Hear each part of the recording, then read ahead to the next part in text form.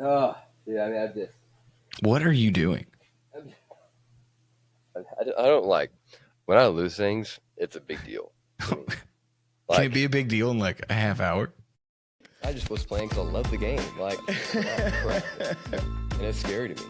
It's really easy for the game to become a job. Low six in his hands, and whistle in his mouth. Man, kids out there playing the game, staying out of trouble, competing. I love it.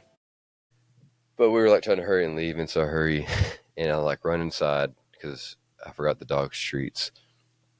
I'm running back outside. I have to like move my car out so we can pull our car out to pull my car back into the driveway.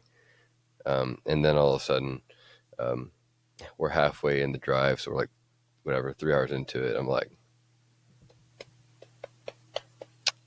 don't know where the money's at. Lost it.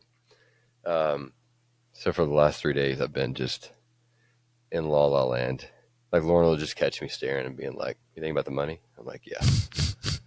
And then I found it last night. There you go. Yep. All right. Okay. So, I just need you to stop. Look, there it is. All good. Everything's okay. Seriously. It's all gonna work out. Found the money, found the charger. Life is good. So first things first. What a week. What a 5-day run. Hadn't even been a week, right? Mm-hmm. Thank you to everyone new that tuned in, and even if you hated everything that we said, we appreciate you listening. I know that TK, you got some things that you want to share, and I got some follow-up things to what I talked about last week that I want to make sure and touch on, but I figured it worked last week having you go first. So why don't you start us off? Yeah, I would say thank you too. Was not expecting the amount of people that listen to listen. So I appreciate that.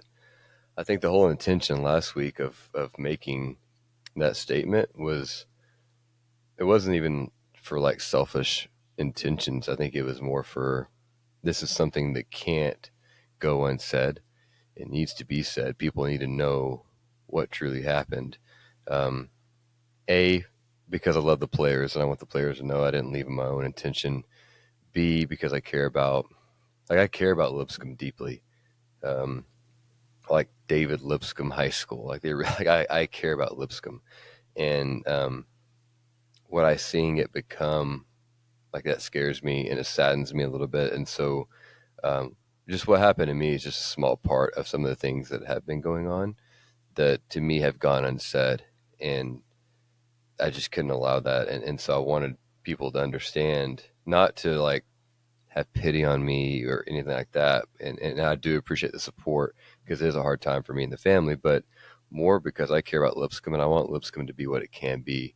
Um, and I can't wait to go back one day and help be a part of that. So again, thank you to everybody that listened and showed support because that does mean a lot.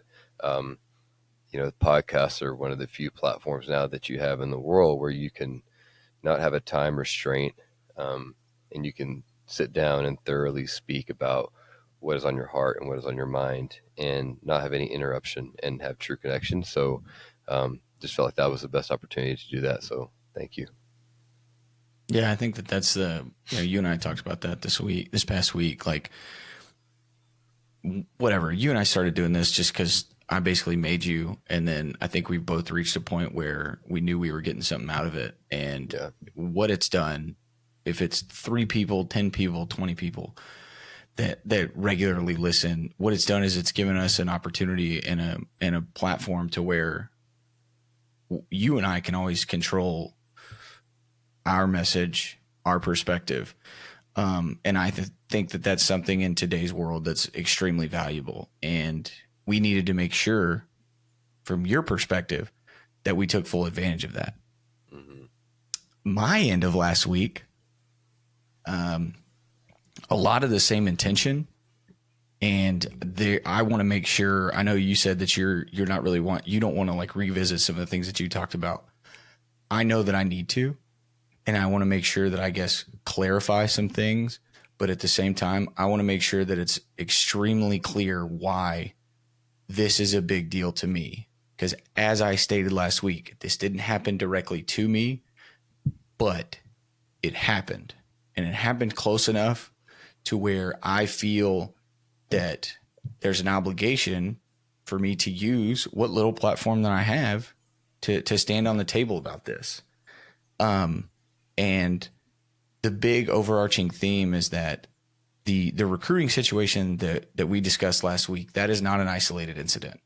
I think that there's some niche specifics that are unique to that situation, but the current state of recruiting, and really I say current state, it's been this way for probably 5-6 years, is one of what I would consider manipulation and misguidance from adults. And what I mean by that is, first things first, if everything falls in the order that I said it, then there's not an NCAA rule that was broken by Arkansas. From my understanding, the state of Arkansas, you can pay high school players NIL, from my understanding. If that's true, they didn't break an NCAA rule. That because the player left the state of Texas, they didn't break a UIL rule. And here's the problem. Because they didn't break a rule, people are going to say it's okay. But the harsh reality is those high school coaches, all high school coaches across the country, but very specific to the state of Texas, who are full-time teachers, who are around those kids constantly, 7 days a week, right? They put so much time, energy, blood, sweat, tears, and effort into these kids that the audacity of a Division I Power 4 coach to say, yeah, but you need to go over here for the next 6 months because it's going to be best for you. Bullcrap. There is nothing that you can tell me that a kid that's going to graduate high school early, enroll in college early, that last season is somehow going to matter more being somewhere else. If they were, I guarantee you, in this state and in these programs, if that kid was in jeopardy of not graduating, he'd have tutors. He's never going to go home hungry. Those are the things that would matter, right? It's not about locale. It's not about this. It's not about that. It's simply about your inability to confidently build a true relationship that's going to last. Because to me, that's what recruiting is. And to me, that's why the vast majority of high school guys from the state of Texas, I can only speak on what I know, right? But high school guys in the state of Texas that make that move and they get to that Division I level, they're rock star recruiters in the state of Texas. Because they know what that role is and they know how to build that relationship, coach to coach and coach to player. And if they're from here, they definitely know how to have those conversations as a former player to player. And that stuff matters. So from an NCAA UIL standpoint, no, they didn't break any rules. But from a moral standpoint, from a right or wrong standpoint, I have a huge issue. And that was the reason I didn't hesitate to say names. And why I'm not going to hesitate to say names. There's a couple more names that I want to discuss today about things that crazy how we put this story out there. We have this discussion and then guess what happens? More stories start coming in. Oh, that reminds me of this. We had a listener that commented that said the exact situation that you described, right? Because I described a unique situation, right? Had some niche aspects. You described one where they said, hey, we think you're a Power 4 starter early, but we need you to move to this school so you can play better competition, right? Yeah. We had a listener that said that exact same thing happened 2 years ago in the state of North Carolina. Number one quarterback in the state, all of a sudden, senior year, he's got to go play at a different school within North Carolina because they tell him he needs to play tougher competition. And I can tell you right now, and the city of Dallas might get mad at me for this one, but now I'm hearing stories about Rhett Lashley and his staff doing it. Convincing a kid committed to a different school in the state of Texas They can't get to him. They can't flip his commit. So what? Hey, here's my 2 cents, man. Hey, this is just me looking out for you, right? We know that you're going to go to this other university. This is just my 2 cents. If you really want to develop and you want to have the chance to play early, you need to go play in the state of Florida at this school, because they're going to give you everything that you need to develop and play there. Guess what? Let me tell you what my perspective is of that. Hey, man, what we need you to do is we need to move out of your hometown and out of your comfort zone where we couldn't get your commitment. And we need to put you in a situation where you might be a little bit more isolated and a little bit more uncomfortable. And we can be your best friend and we can flip your commitment. And guess what happened? Flipped his commitment. Went to that school, transferred out, flipped his commitment. Boom, they got him. And that's wrong. And I'll tell Rat Lashley that to his face.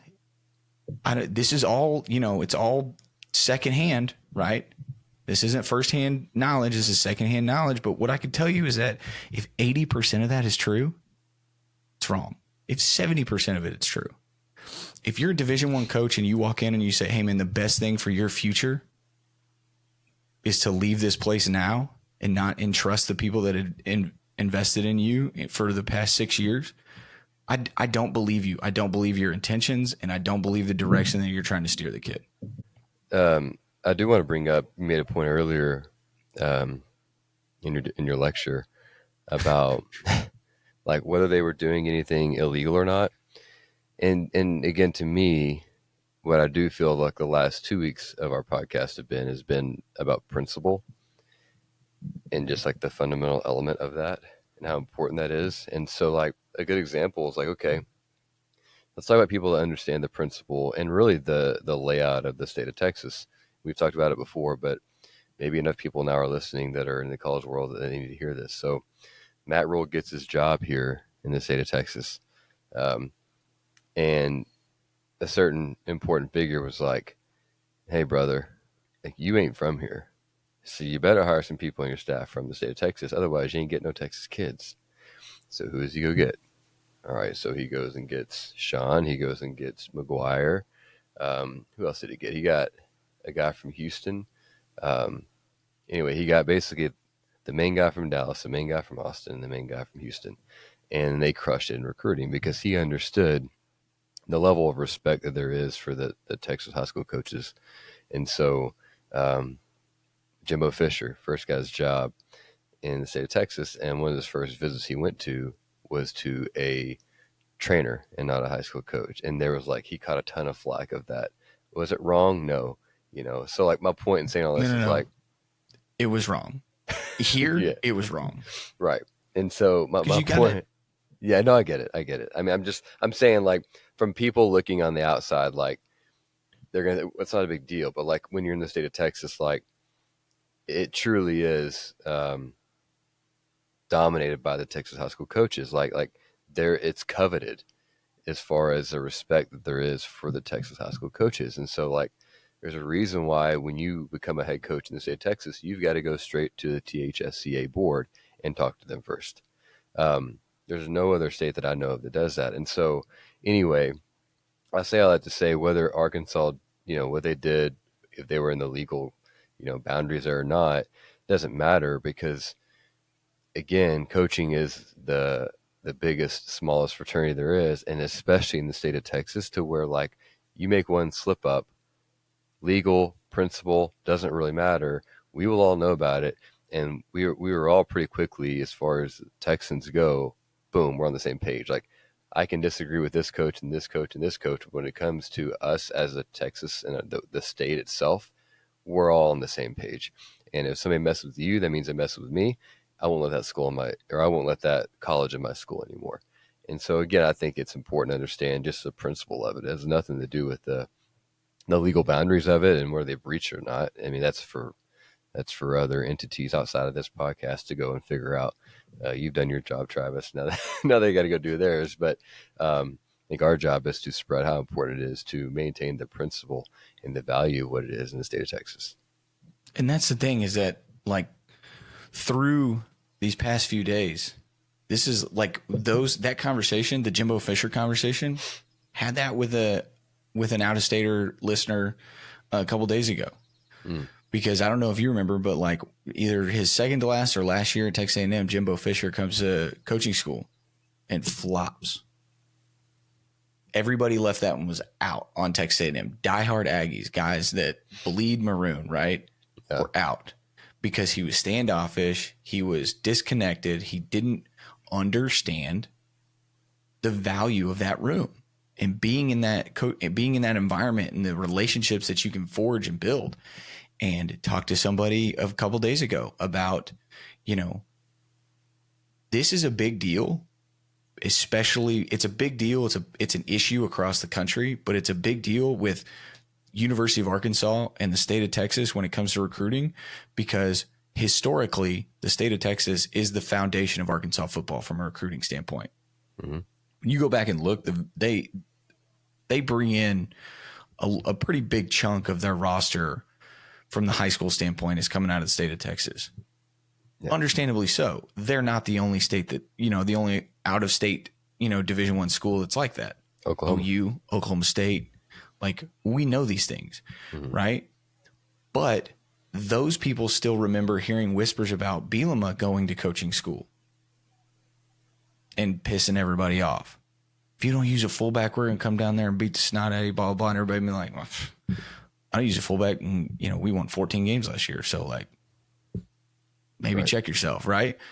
And I don't want this to sound like mafioso or like anything of like we have all the power and you have to like kiss the hand and blah blah blah. It's not that. It's reading the room, right? In certain states, in certain areas of the country, things operate a certain way, and in this state, in the landscape of Texas high school football, in the landscape of college football recruiting, you need to be aware that needs to run through the program, through the head coach, because of the way that we're taken care of by the state in being full-time employees, by the association protecting us from a political standpoint. We are in a great spot.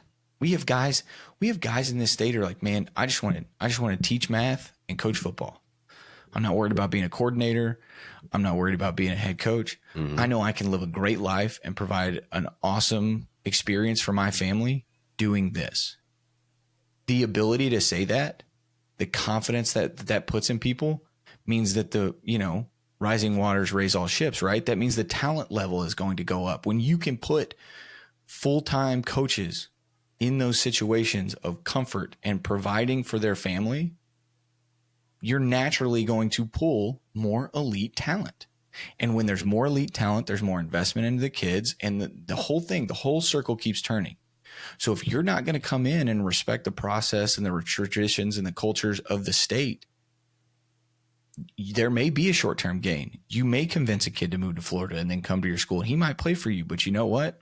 Bet you don't get another kid from that coach or any of his coordinators that go get head jobs or any of his buddies in the association. Bet it becomes real hard to recruit that area. Mm-hmm. So why not be transparent? Why not go sit in the head man's office and say, hey, this is where we're at. This is what we're worried about. I'm not telling you to do anything that you're not comfortable with. I just want to be transparent with you because we think that we got to get this kid because he's a game changer, program changer, job saver. But we're also worried that he's going to go to this other school because they also know how good he is. Cool. Thank you for being honest. Now that I'm part of the loop, I can either talk to you about coming up with an alternative solution, or I can begin to prepare accordingly. Don't just stab me in the back, right? What do they say? Don't piss on my head and tell me it's raining. Like, don't treat us like we're stupid. I know we're just lowly high school coaches, but don't treat us like we're stupid. Yep. I think, because we're still kind of reflecting on what we've talked about the last podcast. And so I think when you look at people that are put into two positions, they're put into a position of power or a position of pressure, you'll see the true colors of that person pretty quickly. And so whether it was my situation and it was a person that, was in power, that wasn't, ready for that yet and doesn't know how to handle that, or it's your situation we're talking about with Arkansas where they're in a position of pressure. That seat's getting a little warm, and so normally those two things can bring out the true colors of people because those situations will cause impulse in decision making and lack of maintaining perspective. And so I think that's what both of these situations boil down to is lack of awareness, to your point, being able to read the room, lack of maintaining principle and value in what you're currently doing. So you do those things and none of these things would happen. Like problem solved. Um, but positions of power and positions of pressure can really reveal the true colors of a chameleon. And so that's what we're seeing, unfortunately. One of the things that I will say that was important to me was I wanted to share that, and I probably need to start using the word allegedly a little bit. But I also left out certain details for a reason. But I can tell you that I was contacted by other coaches. Hey, we have a kid committed to Arkansas. Do we need to worry about this? Mm. And you know what? That was the point. Better watch it. That was the goal, right? For us to all be on the same page of expectations. Every coach at the University of Arkansas is not put into the same category. But the ones that I've been told about are, if that makes sense. I'm not holding everybody on that staff, right? This isn't one of those guilty by association. I know that there's good people on those staff, good recruiters, good coaches. I've interacted with a couple of them in different situations, in different spots. But there are names that are now put into a category of, I don't trust you. I'm not a huge fan of you being around our kids. Lord willing, I get the opportunity to coach a kid that they would be interested in. But that's the other flip side of it is you also have coaches who know of similar situations who say, yeah, but I don't really want to say anything because it's twofold. I don't want this to negatively reflect on me if they still have aspirations of trying to jump back into the college ranks. I don't want to seem like somebody that can't be trusted in this process at the recruiting collegiate level. Or I don't want this to negatively impact a kid that might be coming up in our program in the next year or two. And that's where I understand that perspective because at the end of the day, like I said, that coach, no matter how much he's getting screwed, is still worried about what's best for the next kid. Mm-hmm. Right? And I took the stance of I don't foresee us having a big time Power 4 kid in the next year or two. And I don't really see college coaching being on my goal sheet or my vision board in the next year or two. So I felt like this was an opportunity for me to just I'll be the name. They can all be mad at me because I want you guys to be, you coaches and you players, to be able to still go pursue that stuff. But I do want to make sure that this is talked about because it's bullcrap. Yeah. And I'm still getting even more fired up today than I was last week, which is this is a long time coming. The problem is that these coaches have known that they've had that power of like, yeah, but if you say anything, that means, that freshman you got coming up, nobody's going to come look at him if they think that you're going to like turn people in. So I saw a brief opportunity to try and remove some of that power and still get the real world of recruiting, the nitty gritty, the grimy stuff that not a lot of people may hear about that we whisper about. And that was one of the biggest reasons I wanted to attack it full force. No, I think that I think what you did was right, and I think at least myself, I feel like I'm getting to the point in my life where, not that I'm getting old by any means, I'm not saying that, but like I'm just starting to understand, like as I look at situations with true patience and stillness, if you have enough discernment that you can look and say, okay, this is a situation that will affect as time goes on other people. If you see that, A, and then look at yourself, B, okay, what are the repercussions that will cause, not myself, but maybe my program or my family, if I was to say something where do those sit kind of on the teeter totter? If it doesn't affect your family too much, obviously, and you're going to save lives per se in the future, I think you have to say something, right? And so whether it was my situation or what you're talking about now, those are both situations we talked about last week, to where I think that there was no selfish intention as to why we spoke up. It was honestly selfless, and it was more of, I don't want this to happen in the future to anybody else, whether it was an employee at Lipscomb or whether it is a kid in the future or a coach, because it affects the coach as well, or in the program. I think you have to speak up, because if not you, then who? And so, like, again, you definitely have to pray for the discernment and knowing that, okay, this is the right thing to do. But once you feel that you have the right wisdom to do it, I think you have to do it, because, like, I just know back in the day, I would have never said what I said last week. You would have never said what you said last week, because to your point, it's like, well, like, trying to get a really good job, and like, I don't want to screw this up for me. And it's like, you know what? I would rather now people look at me and say, that's a man of patience. That is a man of loyalty. He does things the right way. He has compassion. He cares. And that, like, people talk about the podcast all the time whenever I'm with them, and they're like, why do you do that? Because you're a coach, and are you afraid of, what other coaches will say? I'm like, it's actually, to me, if somebody wants to hire me, go watch the podcast. You'll get a pretty good idea of who I am pretty quickly. Like, to me, this is my resume. Like, I feel like I know Joe Rogan. I watch him every single day. like, but like, again, like, I think when you see people in this type of platform that's unscripted, you truly know who they are. Like, I can't BS it, like me just sitting here talking about what I'm talking about right now. This is who I am, truly. And so that's why I love what we do, and we have the opportunity and the platform to do this, because, like, if you listen and you watch us, like, you know who I am, because how I am here is how I'm about to leave here in a minute when I'm on vacation right now in North Carolina. I'm about to walk into the house and go see my girls. Like, I'm the same person, and you are as well.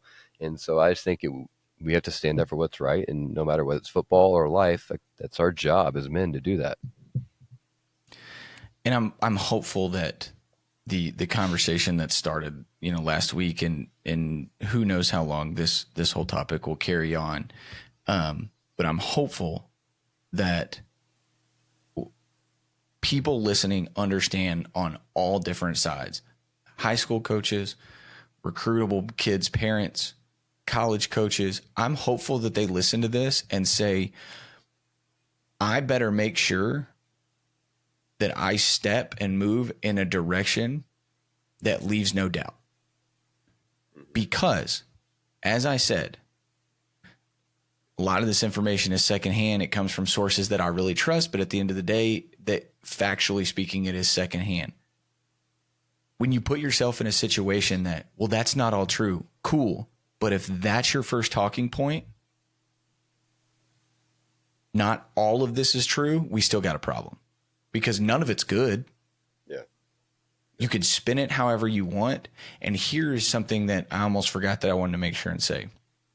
I talked to somebody and they said, the reality of this is Sam Pittman may not have even known. This may have all gone down, whatever level of above the table, below the table, whatever level of that is, Sam Pittman may not have known. And you know what? That's not a better answer. Right. Because guess whose name got connected to it? Right. No, you can't just operate from a, like, well, I didn't know. Right? Plausible deniability does not work when you're the leader, when you're the CEO of a football program. Yeah, no, you're right, because, like, to me, that is an error from a head coach. That's a failure on his part, because, like, it's not to toot my own horn, but, like, when I was at Vanderbilt, I remember, because you're a part of something that's so much bigger than what you've been a part of before.